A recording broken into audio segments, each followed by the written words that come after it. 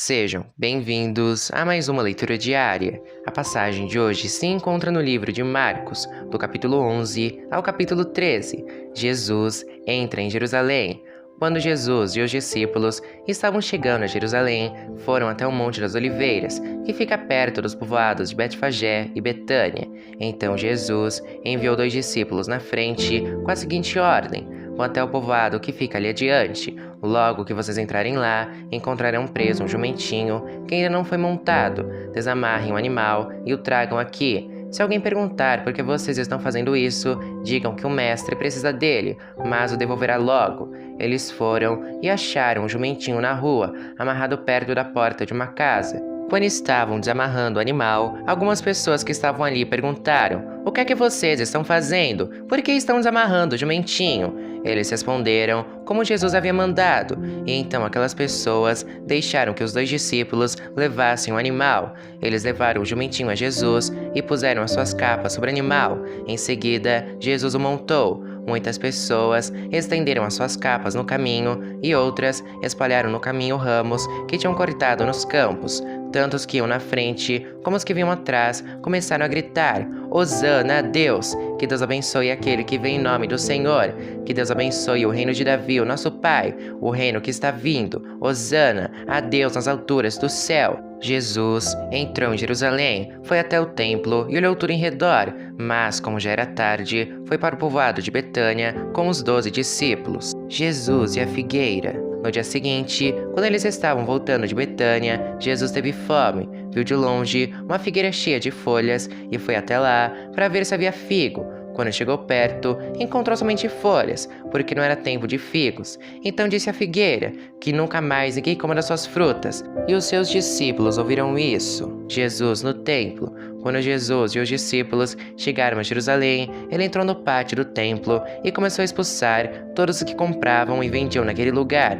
Derrubou as mesas dos que trocavam dinheiro e as cadeiras dos que vendiam pombas, e não deixava ninguém atravessar o pátio do templo carregando coisas. E ele ensinava a todos assim. Nas Escrituras Sagradas está escrito que Deus disse o seguinte: "A minha casa será chamada de casa de oração para todos os povos, mas vocês a transformaram num esconderijo de ladrões." Os chefes dos sacerdotes e os mestres da lei ouviram isso e começaram a procurar um jeito de matar Jesus, mas tinham medo dele, porque o povo admirava os seus ensinamentos. De tardinha, Jesus e os discípulos saíram da cidade. A lição da figueira. No dia seguinte, de manhã cedo, Jesus e os discípulos passaram perto da figueira e viram que ela estava seca desde a raiz. Então Pedro lembrou do que havia acontecido e disse a Jesus: "Olhe, mestre, a figueira que o Senhor amaldiçoou ficou seca." Jesus respondeu: "Tenham fé em Deus. Eu afirmo a vocês que isso é verdade. Vocês poderão dizer a este monte: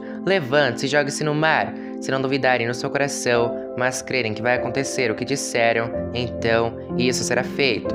Por isso, eu afirmo a vocês, quando vocês orarem e pedirem alguma coisa, creiam que já a receberam, e assim tudo lhes será dado. E quando estiverem orando, perdoem os que os ofenderam, para que o Pai de vocês que está no céu perdoe as ofensas de vocês. Se não perdoarem os outros, o Pai de vocês que está no céu também não perdoará as ofensas de vocês." A autoridade de Jesus. Depois voltaram para Jerusalém. Quando Jesus estava andando pelo pátio do templo, chegaram perto dele os chefes dos sacerdotes, os mestres da lei e os líderes dos judeus que estavam ali e perguntaram: "Com que autoridade você faz essas coisas? Quem lhe dá autoridade para fazer isso?" Jesus respondeu: "Eu também vou fazer uma pergunta a vocês. Se me derem a resposta certa, eu direi com que autoridade faço essas coisas. Respondam. Quem deu autoridade a João para batizar? Foi Deus ou foram pessoas?" Aí, eles começaram a dizer uns aos outros: "Se dissermos que foi Deus, ele vai perguntar: então, por que vocês não creram em João? Mas se dissermos que foram pessoas, ai de nós." Eles estavam com medo do povo, pois todos achavam que de fato João era profeta.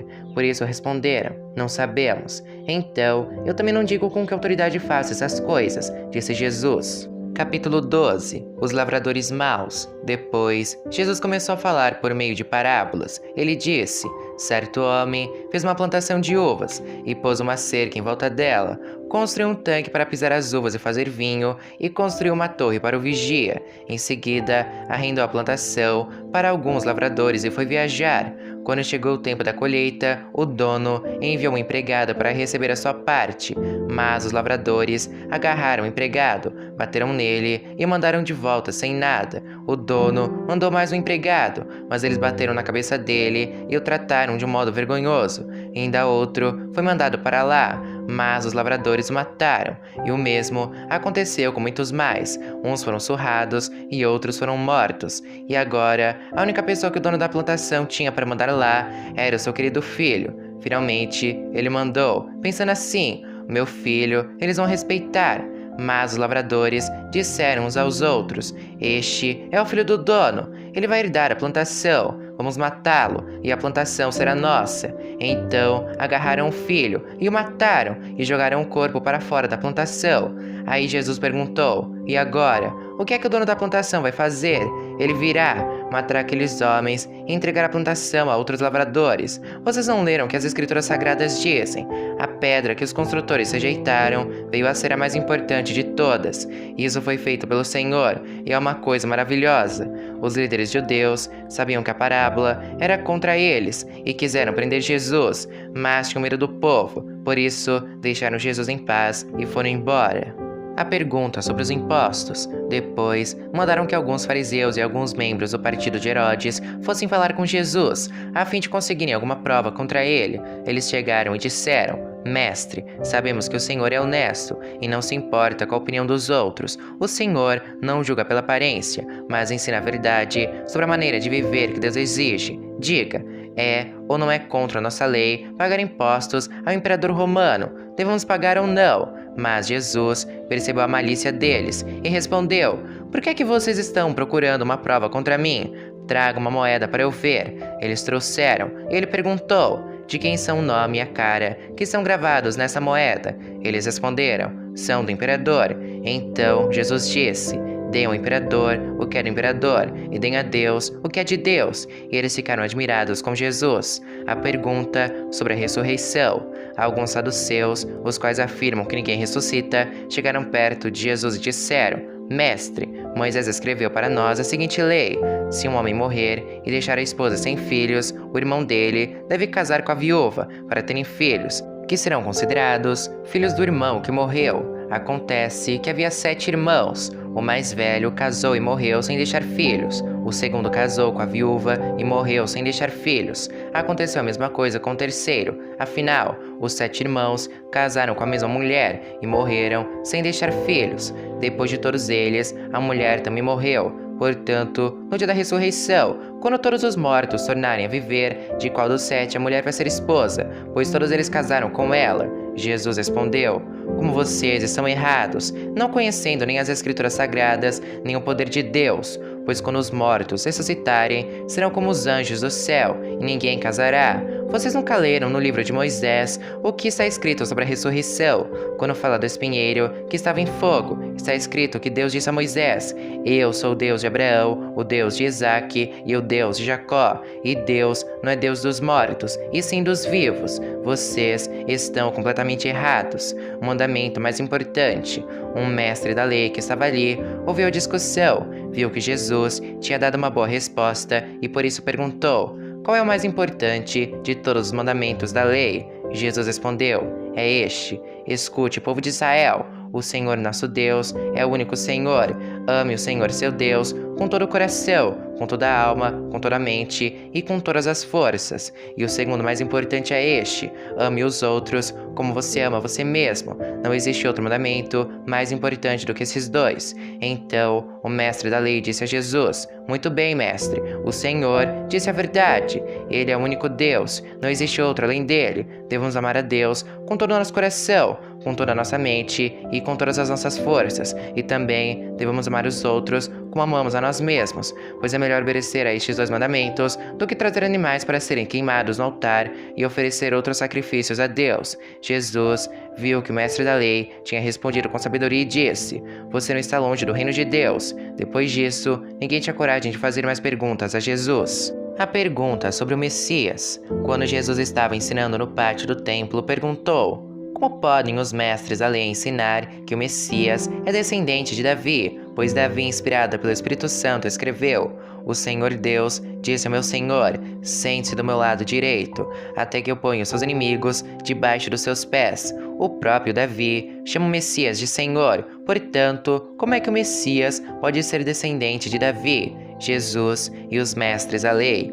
Uma grande multidão escutava com prazer o que Jesus ensinava. Ele dizia ao povo: "Cuidado com os mestres da lei. Eles gostam de andar para lá e para cá, usando capas compridas, e gostam de ser cumprimentados com respeito nas praças. Preferem os lugares de honra nas sinagogas e os melhores lugares nos banquetes. Exploram as viúvas e roubam seus bens. E para disfarçarem, fazem orações compridas. Portanto, o castigo que eles vão sofrer será pior ainda." A oferta da viúva pobre. Jesus estava no pátio do templo, sentado perto da caixa das ofertas, olhando com atenção as pessoas que punham dinheiro ali.